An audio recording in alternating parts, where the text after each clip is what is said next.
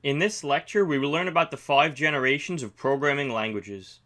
Since programming started in 1945, there have been 5 generations of programming languages.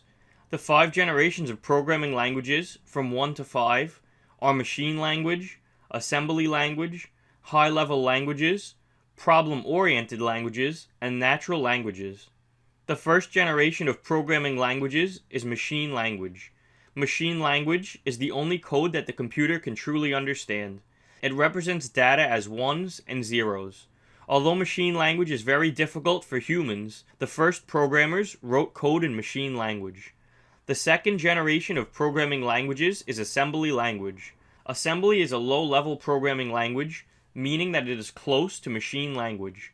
However, it is easier than machine language because it allows the programmer to use easily remembered words as opposed to ones and zeros. The third generation of programming languages is high-level languages. The languages that you are probably familiar with, like Java, C++, and Python, are all examples of high-level languages. Python is a high-level programming language and is the one we will use in this course. The fourth generation of programming languages is problem-oriented languages, or very high-level languages. One example of a fourth generation programming language is SQL, the structured query language. The fifth generation of programming languages is natural languages. Natural languages are mainly used for artificial intelligence programming.